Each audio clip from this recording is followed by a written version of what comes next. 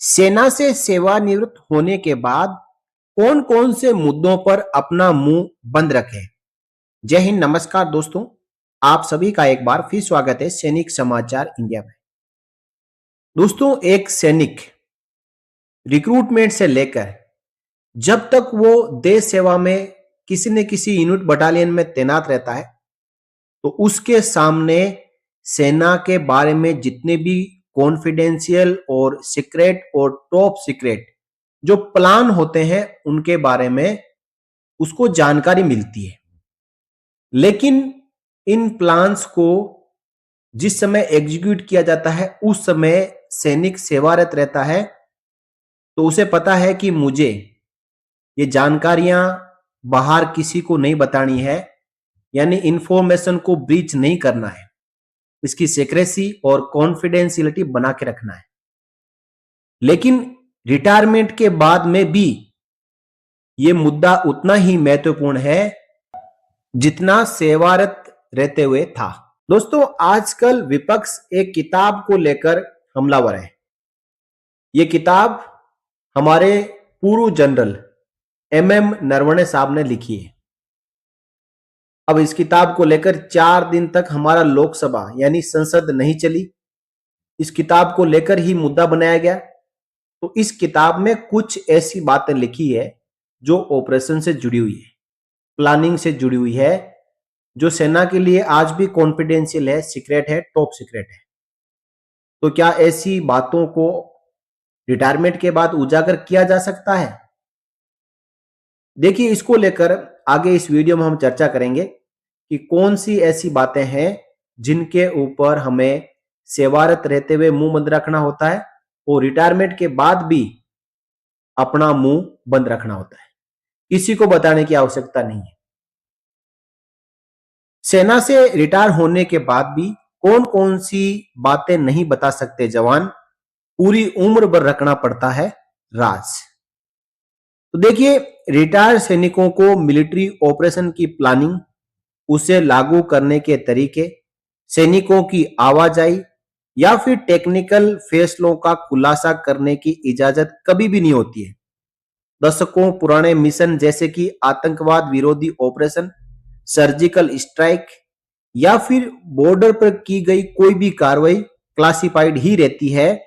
ऐसा इसलिए क्योंकि इस तरीके की जानकारी दुश्मन ताकतों के लिए उपयोगी पैटर्न बता सकती है।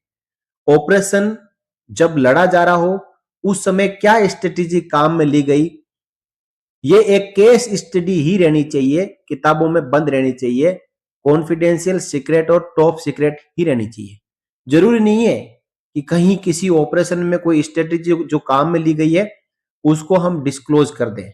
फ्यूचर में भी वो स्ट्रेटेजी काम आ सकती है। इसलिए आपकी सरकार के साथ क्या बात हो रही है, आपकी रक्षा मंत्रालय के साथ क्या बात हो रही है, आपको लड़ाई के दौरान किस प्रकार के आदेश मिल रहे हैं, आप सरकार को क्या कह रहे हैं, ये ना तो आपको उस समय बताना है और ना ही रिटायरमेंट के बाद आपको बताना है। कोई भी डॉक्यूमेंट जिसे कॉन्फिडेंशियल, सीक्रेट या फिर टॉप सीक्रेट मार्क किया गया है उसे जिंदगी भर गुप्त रखना होता है। ऐसी सामग्री का छोटा हिस्सा भी शेयर करने से भारत की रक्षा स्थिति में कमजोरियां सामने आ सकती है। सैनिक हथियार, मिसाइल, रडार, ड्रोन या फिर कम्युनिकेशन सिस्टम की असली क्षमता, सीमा या फिर ऑपरेशनल रहस्य का खुलासा नहीं कर सकते।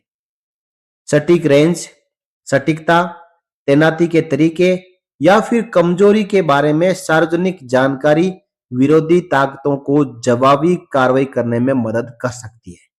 और हमेशा ही जो विरोधी ताकतें होते हैं, जो दुश्मन होते हैं, जो पड़ोसी दुश्मन देश होते हैं, वो इस बात को लेकर अपने जो ग्रुप होते हैं जिससे कि हमारे देश के सैनिकों को टारगेट करते हैं, पूर्व सैनिकों को टारगेट करते हैं कि कोई जानकारी हमें मिल जाए। तो यहाँ पे हमें हमें सैनिक होने के नाते, क्योंकि सैनिक कभी सेवानिवृत्त नहीं होता है, सैनिक हमेशा सैनिक रहता है, हमें इन जानकारियों को कहीं पे भी डिस्क्लोज करने की जरूरत नहीं है। जो पब्लिक में हमें आर्मी डे पर 26 जनवरी को या नो योर आर्मी में इक्विपमेंट दिखाए जाते हैं, उन इक्विपमेंट की असली ताकत, मारक क्षमता और उसके पीछे जो टेक्नोलॉजी है वो कहीं पे उजागर नहीं होती है। केवल उसके जनरल स्पेसिफिकेशन हमें दिखाए जाते हैं कि ये इस प्रकार की तोप है या कोई गन है या कोई बीएमपी है या फाइटर जेट है और ये काम कर सकता है। उसके पीछे जो टेक्निकल स्पेसिफिकेशन और वो उससे लड़ाई कैसे लड़ी जाती है इसके बारे में कोई नहीं बताता, तो ये सब बातें सीक्रेट ही होती है। देखिए, इसके साथ ही जो इंटेलिजेंस एजेंसी, मुखबिर, निगरानी तकनीकी, कोड सिस्टम या मिलिट्री इंटेलिजेंस जैसी एजेंसियों के साथ तालमेल से जुड़ी जानकारी सबसे ज्यादा सुरक्षित रहस्यों में से एक है। ऐसी डिटेल्स का खुलासा करने से जान को खतरा हो सकता है। साथ ही साथ जो रिटायर्ड सैनिक है, रिटायर्ड कर्मियों को विदेशी सेनाओं के साथ क्लासिफाइड बातचीत, संयुक्त ऑपरेशन, गुप्त समझौते या फिर रक्षा से जुड़ी राजनीतिक बातचीत पर चर्चा करने से मना किया जाता है।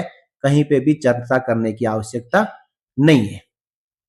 इसी के साथ जो हाई कमांड के अंदर पर्दे के पीछे की चर्चाएं, जैसे कि खतरे का आंकलन, अंदरूनी मतभेद, तैयारी की रिपोर्ट या फिर संकट के समय में फैसले का खुलासा नहीं किया जा सकता। जैसा कि आप अभी उस किताब में देख रहे हो जिसमें कहा जा रहा है कि टैंक आ रहे थे, हमारी सीमा में घुस रहे थे, तो ये विपक्ष को मौका मिल चुका है। ये सब कुछ उस ऑपरेशन की स्ट्रेटेजी में शामिल है। जब ऑपरेशन हुआ था तो उसकी प्लानिंग और उसके एग्जीक्यूशन में शामिल है। ये बातें बाहर खुलासा करने की नहीं होती है। यदि आप आज सेवानिवृत्त होने के बाद बाहर आके खुलासा कर रहे हो तो आप उसी समय बता सकते थे मीडिया में कि 4 टैंक आए थे, हमने परमिशन मांगी थी, परमिशन नहीं मिली, कहा कि जो चाहो वही करो। तो दोस्तों, ये बातें बाहर आके बताने की नहीं होती है। आपको यदि कद्दू में तीर मारने थे तो आप उसी समय मारते। अब आके आप क्या बोल रहे हो कि उस समय ये हुआ था, या फिर आपको जाबाजी दिखानी थी तो आप उसी समय फैसला लेके जाबाजी दिखाते और सरकार को कहते कि मैंने ये कर दिया। जनरल सैम मानेकशॉ जैसा जो फील्ड मार्शल या जनरल ना पहले कभी हुआ है और ना ही आगे कोई जाके होगा जिसने सरकार को मुंह पर जवाब दिए थे। तो दोस्तों, ये कुछ जानकारियां हैं जिसके बारे में हमें कभी किसी को नहीं बताना है, मरते दम तक किसी को भी नहीं बताना है। हाँ, यदि आपको बताना है तो आप अपनी बहादुरी के किस्से बता सकते हैं कि मैंने उस ऑपरेशन में इतने आतंकवादी मारे, इतने दुश्मनों को मारा और इस प्रकार मारा। लेकिन आपको यह नहीं बताना है कि मैंने जो हथियार काम में लिया था वो हथियार ऐसे चलता है, उसमें इतने राउंड आते हैं और उसमें इस प्रकार की कमियां होती है या उसकी मारक क्षमता कितनी होती है। ये चीजें आपको नहीं बतानी है जिससे कि दुश्मन को फायदा हो। आपको केवल उतनी बातें बतानी है जिससे कि आपका हौसला बुलंद हो, आपके जज्बात अच्छे हो और आपके जज्बे और आपके बहादुरता के जो किस्से हैं वही आपको आके सिविल में बताने हैं। आपको कॉन्फिडेंशियल, टॉप सीक्रेट और सीक्रेट बातें सिविल में आके बताने की आवश्यकता नहीं है। इनको सेना ने आपको सिखाया और मन में रखना है और मरते दम तक इन बातों को राज ही रहने देना है। दोस्तों, ये थी छोटी सी अपडेट और इस वीडियो में इतना ही। वीडियो आपको अच्छा लगा हो वीडियो को लाइक जरूर करें, साथ ही साथ शेयर जरूर करें और आगे भी आपके लिए इस प्रकार की अच्छी अच्छी जानकारियां लाता रहूं। इसके लिए आप मुझे सपोर्ट कर सकते हैं चैनल को सब्सक्राइब करके। फिर मिलेंगे अगले वीडियो में, तब तक के लिए जय हिंद, जय भारत, वंदे मातरम।